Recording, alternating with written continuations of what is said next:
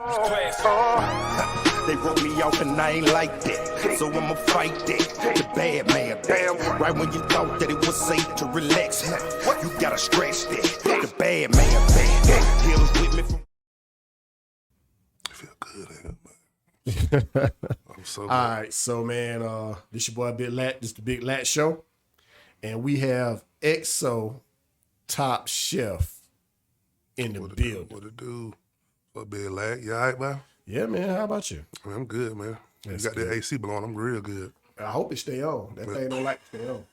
Me too. And I hope the church people ain't bothering you too much. No, hey, I need a little God in my life, man. I don't know if they preaching by God over there. But let me stop. Yeah. Do me a favor. Let's start from the beginning. Okay.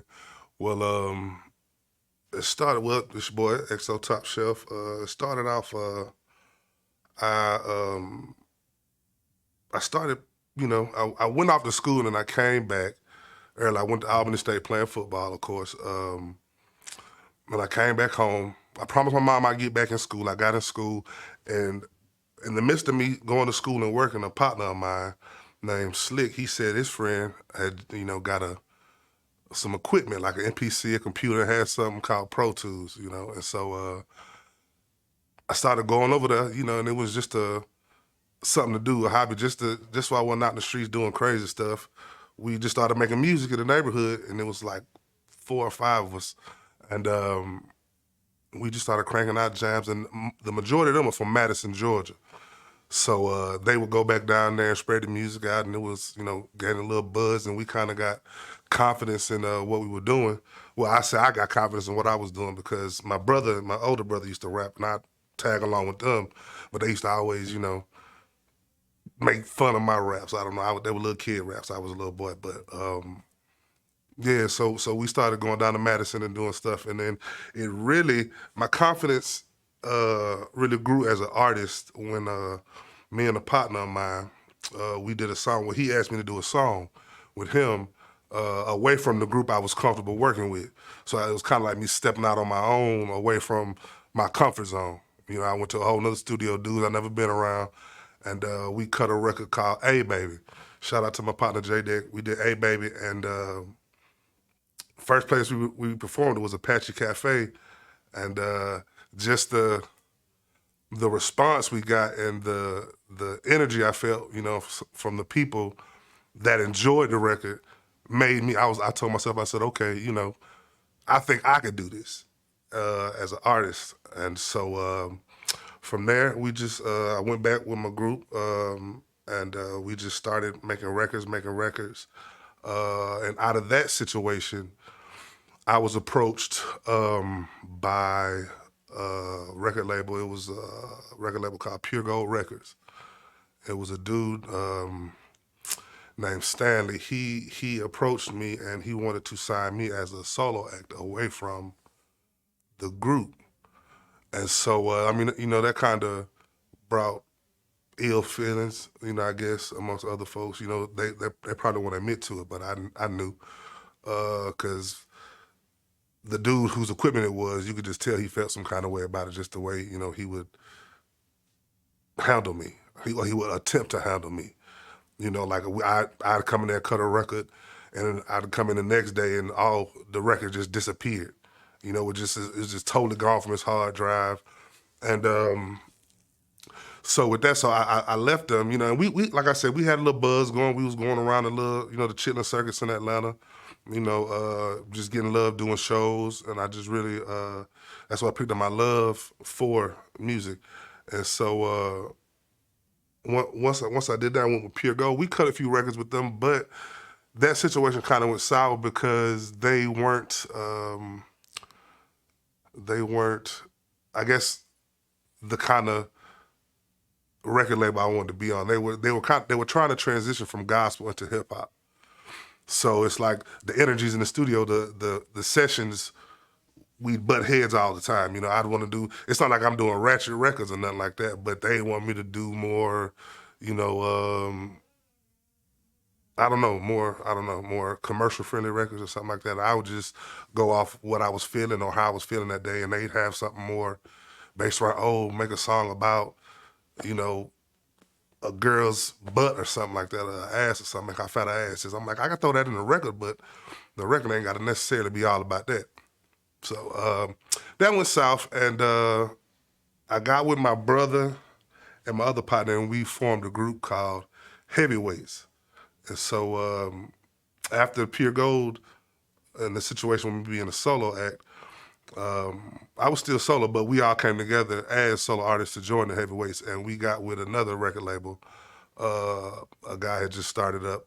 I actually went to school with his wife, and he I forget the name of the company, but he had a few artists, and they had some motion going on, and we got with them and cut a few records.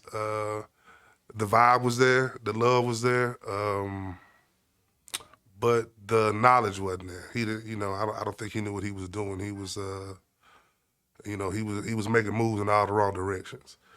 He was more so worried about image than business, and I think both of them kind of go hand in hand. He was more so trying to look hard, and we were trying to make sure our music is accounted for and, it sounds good, just the whole package deal. And so that fell short. We left them, and I was kind of in limbo, as far as working on records. And then my brother, Big Stank, he told me that Tez, my partner Tez, he's like my mentor. He had a studio on Covington Highway, and we can probably go work over there. So he told me he's gonna call him. So he called him. Tez like, yeah, you know what I'm saying? Y'all can come. I got a studio, this, that, and the third. I went over there, and we vibed real good. He was actually a friend of my brother's because Sean Paul from the Youngbloods is like my brother's best friend. He's blood wouldn't make us no closer. So that was who Sean Paul worked with. So that's how my brother met him or met Tez. So we went over there, and I just sat there a million nights, man, in a row. I can just remember just watching them record and just trying to earn my studio time because I'm not a moocher. I didn't want to just say, oh, bro, let me record. And, I really didn't have bread to, shoot them. So I worked for my studio time. I sat there, almost like an internship type thing, and watched them record, and then I picked up a few recording tips because I knew how to record back from Georgia Woods, my first group, because like I said, I was tired of waiting on them rapping. Tired of waiting on the engineer, tired of waiting on the producer. I just really picked up, little bits and pieces of how to record. I knew how to start it, stop it, erase, paste, copy, do all that stuff. But when I got with Tez and I saw what he was doing, he really took my engineering skills to a whole nother level. And so, like I said, I sat there many nights recording artists. I've sat through so many horrible sessions, bruh. So many horrible songs are the worst songs ever. But then one night he was just like, you got something you want to record? I was like, yeah, I do. And so I recorded it. It came out jamming. Next thing I know, I go to the studio next day. I didn't even have to record nobody. He's like, man, you got something you want to record? I was like, absolutely, bro. I had about 5 songs recorded. I started doing it. And so then I earned my studio time, but then I'd still be recording other artists. He'd have clients come through and he'd just mix it out and record it. But then I told my brothers, they came over and we started working, and I was working on a solo project. And then he was like, shit, why don't y'all just work on a group project? I was like, cool. So we started doing that. And just working constantly. I mean, I lived at the studio, man. I probably stayed 2 miles from my house, but I never went home, ever. And so one day I come to the studio and Tez tells me, oh man, Shawty want to get on the song you did last night. Now Shawty is what we would call Sean Paul. He would come in town or whatever, and he would come and work. And so he told me that Sean Paul wanted to jump on my record. I was like, oh wow, okay. So I was like, wow, you know what I'm saying? I was like, cool, bet. Because I didn't want to ask him, like, cuz, man, I know you're doing your thing, man. I'm rapping too. I ain't want to do that. You know what I'm saying? I ain't want no handouts. I don't want no favors. And so when he did that, I was blown away. I was like, okay, that's a milestone. But then, next thing I know, his manager calls me, Mr. J, his pops. He calls me. He asked me, have I ever been I do have my passport. And I was like, no, I ain't got no passport. You know, I've barely been out of Atlanta, man. I think the furthest I've been was Virginia. And he was like, well, how fast can you get your passport? I told him, I said, I don't even know where to get a passport at, dog. I was like, you know, he said, well, look, come to the office. And so I went up to the office. And this is when Sean Paul, he had a label called Corner Store. And he was trying to do a solo thing. And so I went to the office. Mr. J cut me a check. Went and got my passport overnight. He was like, good.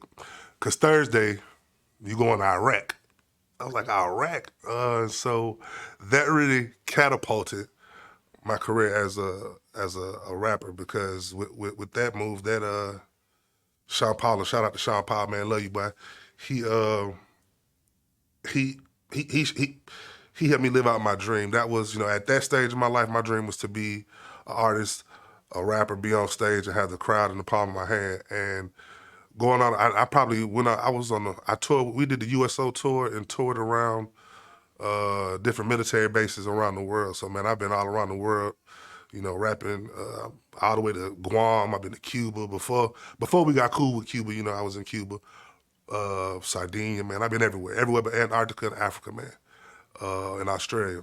But it really helped me live out my dream, because I got to see what it felt like to be in front of thousands of people, and all of them doing everything that you ask them to do. If you tell them to throw their hands up, they're going to throw their hands up, man. If you tell them to wave them side to side, they're going to do it.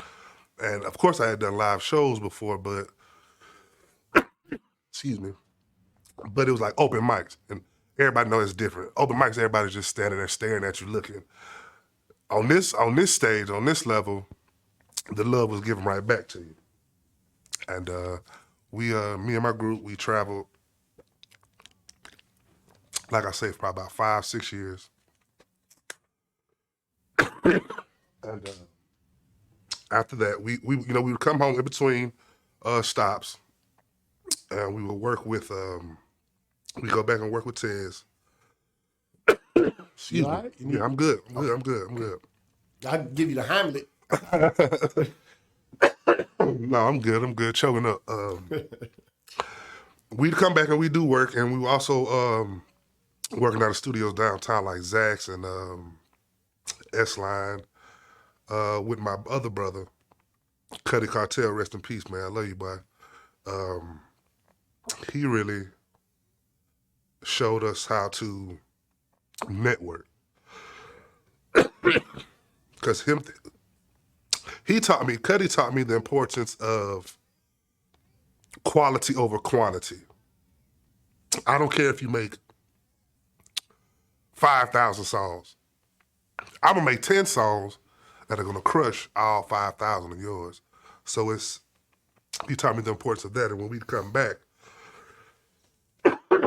excuse me, he'd take us to the city. We bump elbows with everybody, man. I can't tell you who I haven't met fucking with Cuddy. Yeah, we did that. We grinded it out for a minute. Did the road thing with Sean Paul. Came back, would do open mics as heavyweights.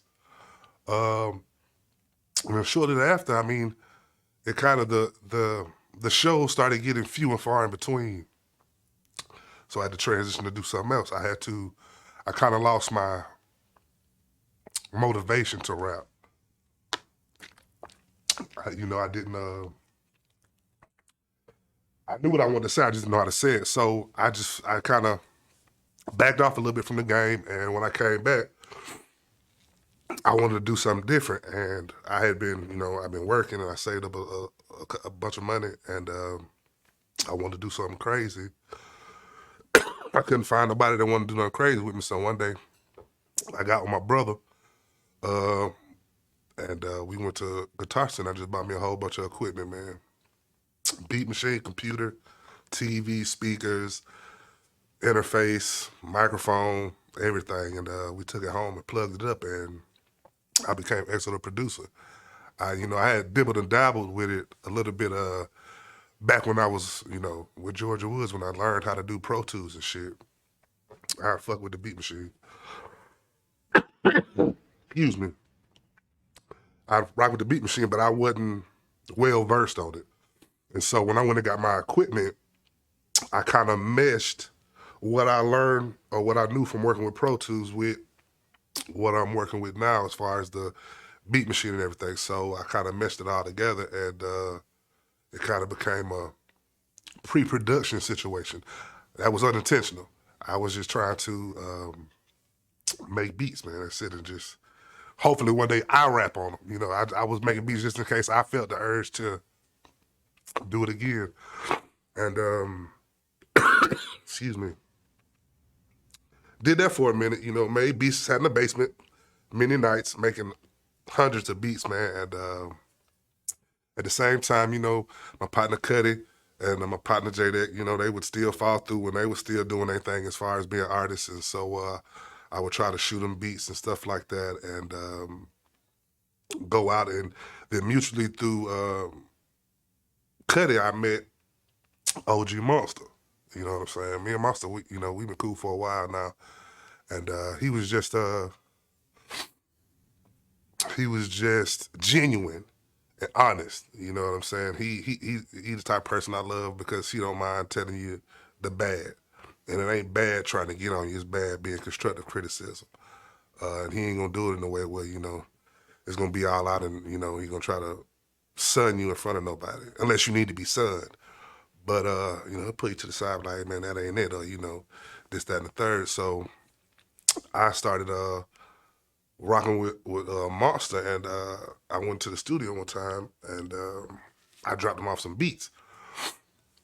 Next thing I know, he called me, you know, it was like, you know, send these beats again. I sent them again. And the second time I went, I met a Jungle, my partner Jungle. Shout out to my boy Jungle, man. He asked for a beat and I gave him a beat. And next thing I know, he called me one day. He came over to the crib. He dropped by the house to pick up something, and he didn't know I had a studio. He thought I just made beats. So when he came by the crib, he was like, oh, shit, man, you know, you got the studio set up, this, that, and the third. I was like, yeah. He said, wow, this one I'm coming there, because Monster had his own studio, you know, and everything like that. And so that's what I would go for the majority, you know, the Low Bree studio. I'd go there for the majority of the time when I dealt with Low Bree artists. But once Jungle came to the spot and we started working, we just started cranking out songs.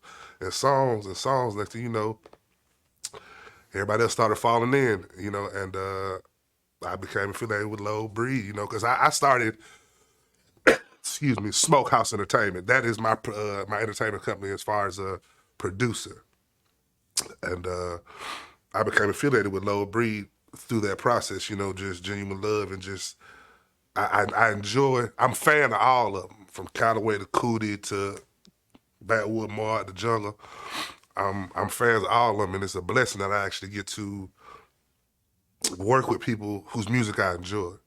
I enjoy sitting through their sessions. I enjoy when I'm mixing something, I enjoy playing it over and over and over again. I'll know their song before they know their song, you know, and so just by, you know, them coming over and us vibing and us just kicking and chilling and laughing and kicking it, business came into play and we started making music. And, you know, Low Breed is it, dog. I mean, I really can't think of a roster that has as much diversity and consistency as Low Breed. They all them boys special in their own right, man. I can't even lie.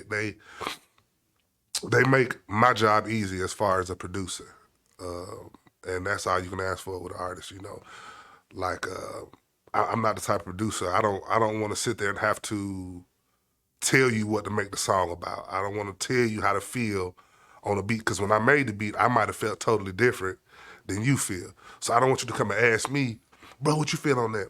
It don't matter. It's not my song. It's my beat. I gave you the canvas. You know, you paint the picture. And, you know, with them, they paint pictures, man. And it's, excuse me, and it's a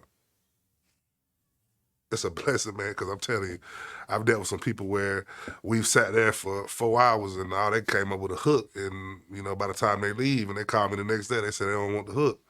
And them the kind of folks you don't want coming to the spot, man, because it's a waste of time. I appreciate your money, but to me, time is more important. You know what I'm saying? With more time, you can make more money. But if you take out my time and then you give me a little bit of money, I don't want either one of them. So yeah, so that's how I came to be the producer, XO Top Shelf, man. It was just years of grinding as a rapper, man. Like I say, starting from doing it as a hobby to bouncing back and forth to different independent labels, joining forces with different people. You know, Sean Paul taking me around the world, man, and just showing me what is possible, and just that what I dream and what I want is obtainable. Because that was, you know, Sean Paul was, I remember me and him fighting over Nintendo controllers, you know what I'm saying? Next thing I know, he's, you know what I'm saying, Mr. Shake 'em Off, you know, 85. And I'm like, damn, you know, he was just in the living room, dog. And, you know, he would come back and he's the same person. And, you know, that really gave me the dedication that if you are consistent and you are dedicated and you sacrifice, that you could do it. So I feel like that first chapter of my life as a rapper was exactly that. Like the first chapter, that was, you know, my dream as an artist. I wasn't dreaming past being an artist at that point. So I feel that's what, you know, God brought me to. You know, like I say, he took me around the world. But I've been places, folks, money can't take you, man. You know, like I don't know how much money you need to go sleep in Saddam's whorehouse, bro. You know, I slept in this whorehouse, man. He had gold on the toilets, man, marble and ivory everywhere, you know. So it's to a certain extent, man, I feel I've been successful. I was successful as a rapper, you know, and I think, you know, now it's time to be successful as a producer. And that's my main focus and my main mission and goal. So yeah, I'm just working as hard as I can, man. Right, so let me start asking these questions. Go ahead, man. What was the name of the song you and Sean Paul was on? It was called Wet Paint. I remember that song. It was called Wet Paint, yeah, man. And he killed it, man. He killed it, and my brother Big Stank got on it, and every time we, you know, go perform, he'd call us up, you know what I'm saying, and we do that song and folks will love it. You know, but it was a jam too, man. It was a jam, man. I don't know what happened with that record, man, but I still got it. But it was a jam. It was a jam. Because back then, you know, it was all about cars and, you know, putting on back then in the days. So, you know, I made a lot of, like I started a mixtape and I wanted to do like a mixtape, not trilogy, but kind of like what's lack of a better term, like a not a document, but like just different version volumes. It was called the Chevy Experience. It was about, you know, because when it comes to your car, man, like I say, I like quality of a song. So I'm not just saying all my songs will be about a Chevrolet, but you know, you can do a lot in a Chevrolet, man. You can talk about how clean your car is, how fast your car is, and then you can talk about you might be making love in the back of your car, man. You know, it could be anything. So, you know, it's the Chevy Experience, and that's where the Wet Paint song came from, man. What's up? Mm-hmm. How many have you produced? Anybody outside of the Low Breed camp? Yeah, absolutely. I've produced for my partner, J Dad. We JRUing now. He has a 2860. That's his label. I've produced for us. I did a jingle for some chick down. I forget her name. She's in Florida. I've done a record with Backbone from Dungeon Family. I've done a record with artist named Cayenne. That was like in my beginning stage of producing. So I work with a few different people, man. What's different in your mindset on the different sides of the boards, from being in front of the microphone to totally being behind the mixer? And what's the difference? Yeah, to you. It's a lot less pressure, man. It's a lot less pressure than being an artist. With an artist, man, you gotta, you know, you have to. It's the pressure of writing a good song, man. Because to me, I wasn't a lyricist. I wasn't gonna nod you to death. I wasn't gonna give you bars, but I just wanted to make sure you can bob your head and what I was saying wasn't stupid, and it made sense, you know. So it was just a lot of pressure coming up with the words, and I tried my best not to repeat words, and you know, it was just a stressful process of writing a song. Like I said, just due to how I was raised and the people I was around coming up in the music industry, you don't just write anything. I'd write 5 different verses, you know what I'm saying, for one verse, and then I write another 5 verses for the second verse. So it's really just the pressure, man. You know, being behind the scenes, there's no wrong or right way to produce a record. You just know what you hear. You know, it's not like a particular sound that has to be. The only thing you might have to worry about is it being loud enough that you hear all the sounds. After that, man, the pressure's really off for you. It's up to the artist, man. You know, like I say, you give them the canvas and give it to them. The pressure is to write a record. Now, if I'm more involved in the record, if I'm more of a producer to the record and not just the beat maker, because there's some beats I just make beats and give them to folks. I ain't got no input. I don't, you know. But if I was in the process of actually writing the record and creating the record and just making the whole thing come together, that might be a little pressure. But no, I think it's easier to be behind the scenes, man. It's a lot of pressure being an artist because you got to look good, sound good, you know, all that stuff, man. Producer, you can make crazy sounds as long as it sounds good and they can ride the beat. You know, your job is done, man. It's a better way to get paid. The artist, you got to keep performing. Producer, it's, you know, residual income. I make that beat one time, and it's gonna keep the check gonna keep on coming in, man. I don't have to do no shows. No shows. Favorite song you've produced? Favorite song I've produced?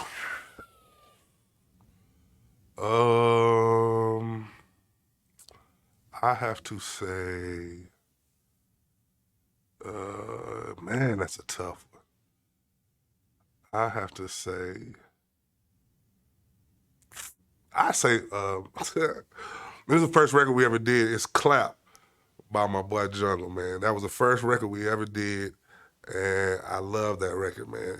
Even though I just love that record. Clap is a good record. I really can't say I got a favorite one, man. I love all of them, really, man. They all my babies, man. But Stop giving me that political answer. I know, but I gave you the one answer first, and then I came back around and cleaned it up. Yeah, don't clean it up. Well, Clap. You said Clap. Clap is my shit, man. So I love Mexican Water too. We got a record with Lola Bree Camp. It's called Mexican Water, man. It's about tequila, and that's my favorite drink, tequila, man. So it's really tough, man. Clap and tequila, it's.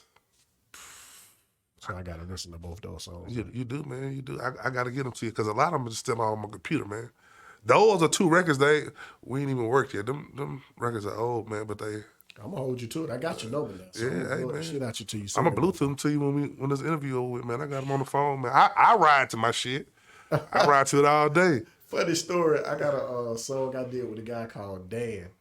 And the other day I was in the restroom and I had my Alexa playing. And I played a song me and him was on. And I put it on repeat. And so when I came out the restroom, my wife said, "How many damn times you gonna listen to that song?" Over and over. I was in the restroom about 30 minutes. So so at least 12 times. Right. Hey, man. Come on. She said, "I don't want to hear that song no more." Right. If it's a good record, I listen to it over and over again. Man. I listen to the same songs. I probably, each week I switch songs, but I listen to the same songs every week, man. Yeah, me too. Yeah, that's how I do. I mean, make you feel good. Yeah, absolutely, man. Absolutely. And then I like to be able to recite songs I like. So just in case I don't have a radio, if I'm bored or my phone's dead or something, I want to hear the song, I just rap it in my head, man. It's like. Do you listen to the radio? No, I don't listen to the radio at all. Do anybody listen to the radio? I don't think so. You still listen to the radio? I don't think so. Yeah. I don't know, man. They just play the same thing on the radio, man. Over and over again. It's based off of everybody asking for the same songs. Over and over again. Everything just sounds the same. Okay, if it's not a huge artist, you know what I'm saying, it's just everyday radio. It's like y'all play the same 5 records and y'all play them out, or it's just they all sound the same, man. That's why I don't even like going out to the clubs, man. It's like I don't know none of the records they're playing. It's not a good time for me, man. You know, like we tried to go out the other day. Like I feel like the city's dead, man. Like, or just the way I like the city to be. You know, it was. No, you. That's why I'm about. telling myself. That's why I don't like when people invite me to their events and shows. Yeah. I feel honored when people reach out to me and say, hey, Right. Big LAC, I need you to come through. Right. And I'll come through most of the time. And a lot of times I'm so busy, I try to come through. But I hate when I go to the clubs and it's the exact same thing. Yeah. Everybody smoking weed in one corner. They Yeah. playing all these songs I don't know none of the words to. Mm-hmm. I got to sit there and act like I'm having a good time. Right. Right. I'm sitting there on both my phones. I'm looking at each. It's just boring to me. I don't know. Maybe I'm just getting old. No, and I thought that too, but She said, mm-hmm. but I mean I thought going out, you're supposed to have a good time. You know, like clubs these days don't even have a dance floor. They're not built for it. They're not built for all of my lounges now. I don't want to do a smoke hookah and look at each other, man. Yeah. And order chicken wing. And order chicken wings, man. What are y'all doing? You know, that's why, I mean, it's like y'all go to the club just to take social media pictures, just to say you was somewhere. Just to say you was somewhere. Y'all ain't having a good time. That ain't a good time to me. A good time to me is loud music, dancing. You know, y'all sit up. Come on, man. I don't ain't know. a good time. I was just spoiled, man. I was just spoiled. I grew up in the golden area of Atlanta, man. I was just spoiled. Sharon Showcase. Yeah. Ice Palace. Just everything, 559. man. Come on, Vegas Nights, man. Visions, 112, the Atrium. Oh, yeah. Man, come on, dog. First Atrium. And them just regular clubs, you know. Yeah. I ain't even talking about, you know, other clubs. Yeah. Yeah, man. He said other clubs. Other clubs. I don't know who watching. We gonna say other clubs. Yeah, your mom might be watching. She might see this on YouTube. Oh, she don't see it. She don't see it. And I'm trying to be good. All right, I'm gonna get you in some more trouble real quick. All right, man. Favorite artist you've ever worked with? Favorite artist I've ever worked with. Political. Favorite artist I've ever worked with. As far as what, producer or just Period. Favorite. Who did you get in the studio with, and you just was like, "Hey, man, I need to get in the studio more with this guy, or this girl." My favorite artist to work with, I'd say, was my partner Cuddy, man. Rest in peace. That was my favorite artist to work with because he, like I say, he really helped me sharpen my, you know, skills as far as me being an artist and wanting to make the best music possible. He taught me how to compete.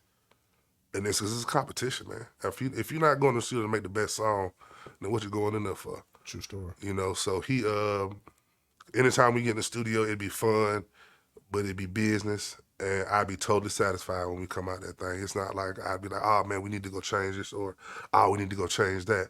Because he was such a perfectionist to the point, you know, like I used to call him one more time because every time he got in the booth and I'd be recording him, I'd think he, man, had a perfect take. He's like, let me do it one more time. Let me do it one more time. Let me do it one more time. So I called him one more time.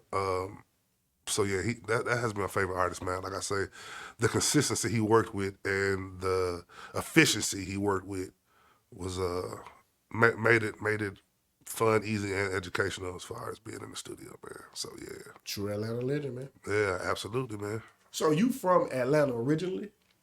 I was born in Milwaukee, Wisconsin, but I moved out here when I was like 4, man. So Atlanta's really How the hell you get from Wisconsin down here? Your parents were running from the feds? Nah, man, my pops used to play for the Milwaukee Bucks, man. Really? Yeah, man. So I, came from a baller, man. That's where I get my hype from. He was a beast, man. Pops, I hear stories about Pops all the time. He was a beast, and he was drafted first round, 7th pick overall to the Milwaukee Bucks and Julius Erving. Shout out to Dr. J, but the Boston Bomber got you, homie. Yeah, Pops, he was up there playing ball for the Bucks, man, and then we just decided to move down here, man. Because he was born in Boston and he went to Marshall University, and that's where he met my mama. And from Marshall, he really brought them up in the ranks as far as the spotlight back then. And Pops was a baller, man. That's all I can say. He was a baller. And he got drafted by them Bucks, and they set up shop in Milwaukee, and that's why I came out, and then they came down here. So I was born in Milwaukee, but this is all I really know, man. I don't know nothing about Milwaukee besides that it's cold. That's it, man. I'm not even a Packers fan, dog. Nah, damn the Packers. Damn the Packers, man. Even though I take Aaron Rodgers over Matt Ryan, Come on down, Man, A-Rod. look, all right, we about to end this damn interview right now. Oh, but see, I'm a Falcon fan forever. But what I'm saying is, No, I don't want to hear nothing else you got to say. I don't care about you being 3 times bigger than me. You gonna leave my quarterback alone. I'm the only man. black man in Atlanta standing up for Matt Ryan right now. I used to ride so tough for Matt Ryan, but like the year before last, he made some passes. Or it might have been last year. He made some passes. I know he done lost a step. We about to turn this to a sport podcast. He done lost a step. I could talk about that all day. He can't play both sides of the ball. Go Hawks. Go Clippers. Ah! I'm going to raise that level. Clippers. And let me tell you something. I used to be a Hawks fan when I was a kid, and I know no damn better. But so you're a grown up and don't know no better. Braves, Falcons, Clippers. So now you're a grown up that don't know no better. Hey, listen. At least I'm going with a team that lose every year. That at least try. Why? Why the Clippers though? Well, it's a true story. You want to hear the story? I do. My initials are LAC. Facts. That ain't the end of it. Okay. My aunt, my mom's baby sister, moved to California when she after high school. She went out there to be with her father. Right. And all my life, all my cool clothes came from my aunt. So I either had Lakers gear, Dodgers gear, or Clippers gear. Okay. So when I started noticing everybody in Atlanta was wearing Raiders, when I started noticing everybody in Atlanta was wearing Lakers and Raiders, I told my aunt, I said, don't send me no more Lakers and Raiders stuff. Everybody doing that. Send me Clippers and Dodgers. Okay. So Clippers ended up being one of my favorite teams. I even got LAC tattooed on my arm. But we know it's for your initials, not for the Clippers. I love the Clippers though. I always love an underdog. They're not the underdog. They have been for 30-something years. But they not no more. The past 2 years. So you can't go for them no more. Yeah, I can't. They're not the underdog no more. Go for Phoenix, man. Phoenix, no. Phoenix, man. I can't say I never could. Like, I mean, they beat LeBron, but I don't even say the Lakers. I say LeBron. We don't give none of them other guys credit, man. What the world? Because I'm just saying. Let's get back to this interview. Yeah, man. I'm sorry. You acting up. Yeah. Skip. This camera gonna make a mistake and cut off on your ass. Skip. All right, so we went through favorite artists, favorite song. We know that you would rather be behind the boards than in front of the mic. Right. I guess so. I guess you could say that. So that's what I was trying to get to. Somebody came to you right now and gave you a deal, real deal, 7 figures. We want you to do your own album, produce your own album, and record. Or we give you 6 figures and you can put an artist on this project. You just produce, you put an artist on the project, or you get the 7 figures and you get the pressure of being the artist and the producer. I'll take the 7 figures. I like the pressure. Because I trust me. I'll bet on me before I bet on somebody else. I know I can make the beats, but I don't know what kind of songs you're going to make. I know me. You give me them 7 figures, I'm gonna make it happen, man. I'm not gonna take the money and run and go get fresh. I'm invested in my project and let the project make me 9 figures off the 7 they invested in me. So, I bet on myself before I bet on somebody else. Yeah, absolutely. All right, we'll get you out of here on this. Tell everybody what you got coming up. Right now I got coming up. I'm putting this beat CD together, man. We're gonna try to put it on iTunes. Well, we're not even gonna try. We're gonna put it on iTunes. And y'all can go get it, man, and y'all can put your TikTok videos to the beat. You can put your commercials to it. You can put whatever songs you want to it, because it's already going to be published and all that stuff, and so it's going to be just free for everybody. Backwood Mark and Jungle just dropped a single. I produced FaceTime. They just... Love that song. Appreciate that, man. They just dropped the video. Shout out to the photographer. And what else? Just low breed, man. Low breed work coming. I got a few records on 2860. My partner J Deck and his squad over there, PYP. I got some records on them. And I got these young cats I just met, man. Some youngins I think I want to try to put some time into them, man. They already got... They already got their thing going. I just want to, see what happens if we kind of work together, and because they're the young cats, like the new generation. I don't know if they like me yet, so I'm trying to get them to the studio, give them the vibe that I feel they can produce and create, and I'm trying to get some of the young money, man. These boys out here getting all this money, man.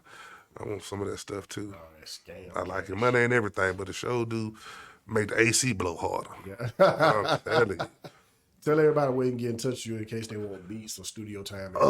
You can go to my Instagram. It's Smokehouse _ entertainment. That's on Instagram.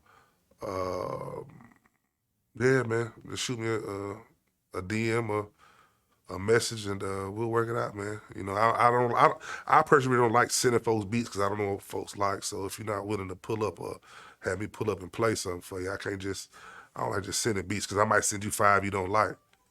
And the one I don't send you is the one that you think is the best.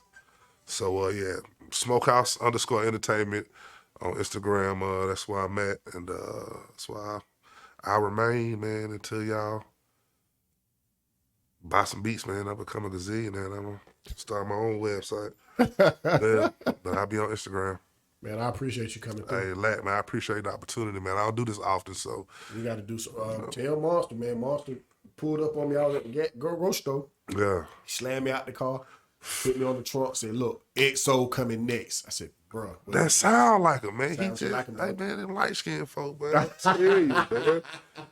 He just beat me in 2K early, man. I got to go home and whoop his ass again, man. He think he hot shit, man. He probably watch you. Think you hot shit, boy. I'm coming for you, dog. He watch you right now. I'm coming for you. And I said it on television. You beat me. How about that? How about that? Now you can't say I'm hiding from the world. Man, I'm going to whoop his ass when I get home.